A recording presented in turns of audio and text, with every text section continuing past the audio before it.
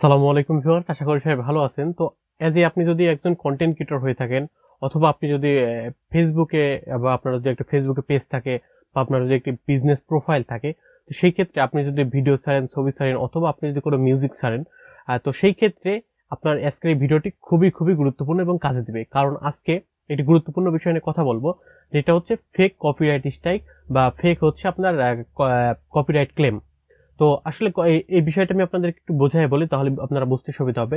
Suppose মনে করেন যে আমি আজকের এই যে ভিডিওটা মেক করতেছি, এই ভিডিওটা মেক করার পরে আমি যদি সাপোজ ফেসবুকে আপলোড দিলাম, তো ফেসবুকে আপলোড দেওয়ার পর আপনি যে ভিডিওটা দেখছেন, তো আপনি ভিডিওটা ডাউনলোড দিলেন, ডাউনলোড দিয়ে আপনার ফেসবুক পেজ অথবা প্রোফাইল আপলোড করলেন, আপলোড করে তারপর ফেসবুকের কাছে কমপ্লেন করলেন অথবা কপিরাইট ক্লেম করলেন যে আপনার ভিডিওটাই আসলে এই ভিডিওটা আপনার অরিজিনাল, আর আমি যে ছেড়েছি, যেটা আলামিন ছেড়েছে সেটা হচ্ছে আসলে ভুল, বা সেটা আমারটা কপি করে চুরি করছে।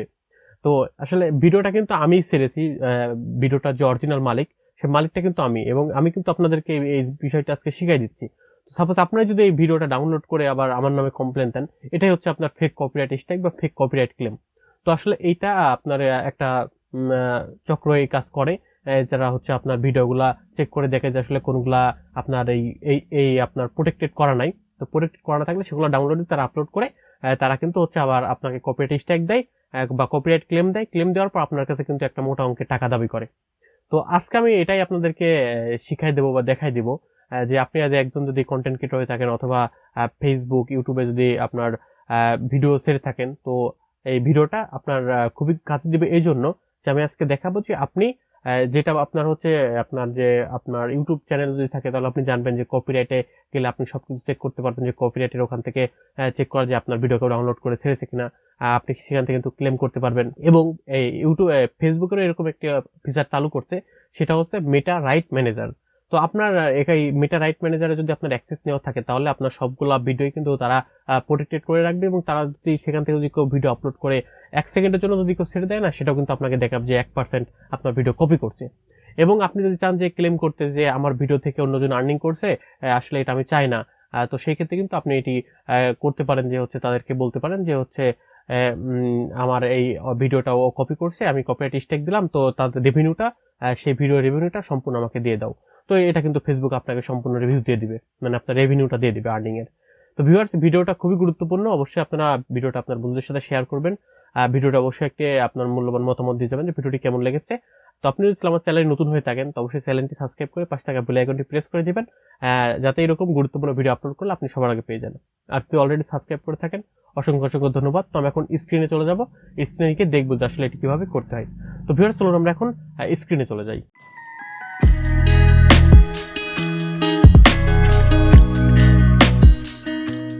তো ভিউয়ার্স, আপনারা আমার স্ক্রিনটি দেখতে পাচ্ছেন। তো আপনি আসলে যে কোনো একটি ব্রাউজার ওপেন করবেন, করার পরে আপনার যে হচ্ছে ফেসবুক প্রোফাইলটা বা পেজটা যে প্রোফাইলের আন্ডারে আছে, সেটাতে আপনি জাস্ট লগ ইন করবেন প্রথমে। তো লগ ইন করার পরে আপনি দেখতে পাচ্ছেন আমি কিন্তু এখানে চলে আসছে মেটা বিজনেস সুইট। তো আপনি জাস্ট মেটা বিজনেস সুইট লিখলে এরকম চলে আসবে। তো আসার পরে আপনি দেখতে পাচ্ছেন যে এই যে এখানে যে অপশনটি রয়েছে মনিটাইজেশন, তো দেখতে পাচ্ছেন এই মনিটাইজেশনের এখানে কিন্তু আপনার এই মনিটাইজেশনের নিচেই কিন্তু কপিরাইট মানে রাইট ম্যানেজারটা থাকার কথা ছিল, কিন্তু জাস্ট আমার এখানে নেই। তো না থাকলেও সমস্যা নাই, আপনার না থাকলেও সমস্যা নাই, দেখাবো যে আপনি কিভাবে নিয়ে আসবেন বা কিভাবে আপনি মানে রিকোয়েস্ট করবেন যে আপনাকে এটা দেওয়া হোক। তো আপনি যে নতুন একটি আপনার ব্রাউজার ওপেন করবেন বা নতুন একটি ট্যাব নেবেন, ট্যাব নেওয়ার পর আপনি জাস্ট নর্মালি সার্চ করবেন যে মেটা রাইট ম্যানেজার। তো আপনি যদি এটা লিখে সার্চ করেন যে মেটা রাইট ম্যানেজার, আর দেখতে পাচ্ছেন আপনার সামনে ঠিক এরকম একটি ইন্টারফেস চলে আসবে, যেটা হচ্ছে আপনার রাইটস ম্যানেজার ডট fb.com। তো জাস্ট এই ওয়েবসাইটটি আপনাকে এখন জাস্ট ক্লিক করতে হবে। তো আপনি যদি এখন এখানে ক্লিক করেন, তো এখানে ক্লিক করলে দেখতে পাচ্ছেন এখানে কিন্তু অসংখ্য এই চলে আসছে। আর বাই দ্য ওয়ে, আমি কিন্তু এই লিঙ্কটা কিন্তু ডিসক্রিপশনে দিয়ে দেবো, আপনারা চাইলে সেখান থেকেও সরাসরি এখানে চলে আসতে পারবেন। এখন দেখতে পাচ্ছেন যে এখানে কিন্তু এই যে 2 নম্বরে একটা অপশন দেওয়া আছে যে অ্যাক্সেস।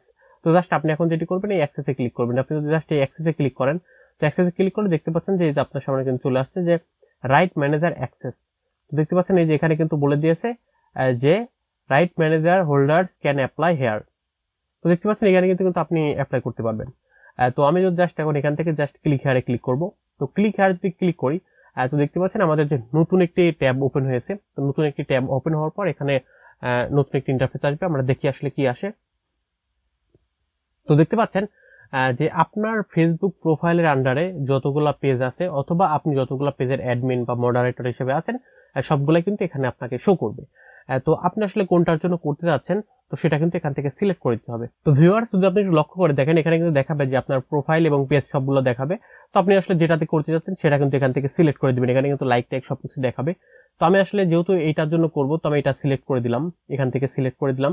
করে দেওয়ার পর এখন দেখতে পাচ্ছেন এখানে কিন্তু বলছে যে what is the primary type of content that you would like to protect. তো আপনি আসলে কোন কন্টেন্টটা প্রোটেক্ট করতে যাচ্ছেন।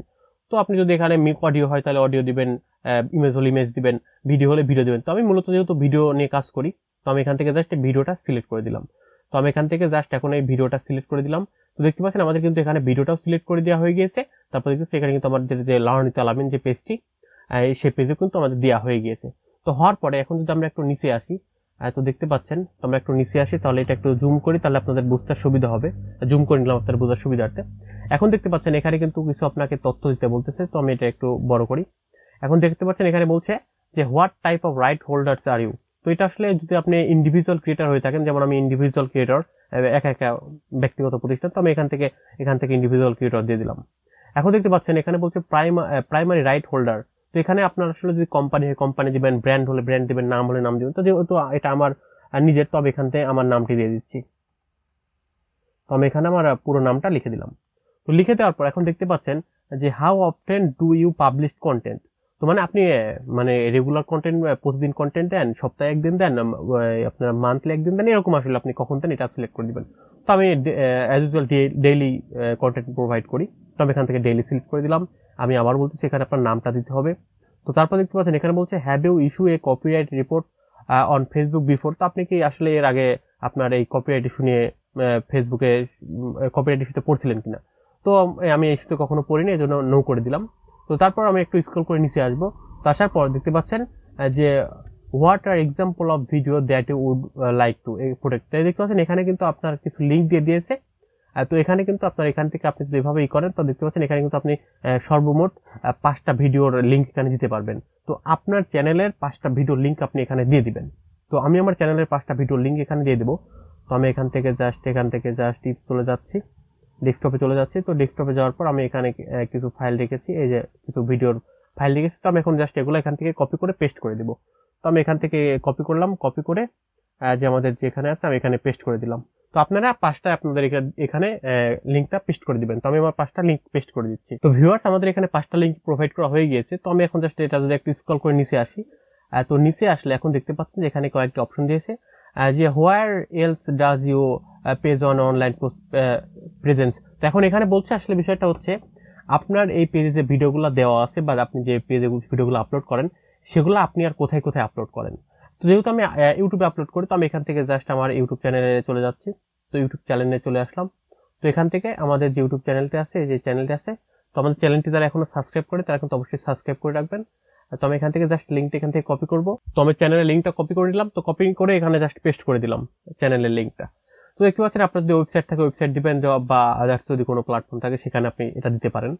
তারপর বলতে পারছেন যেখানে বলছে what else should we know.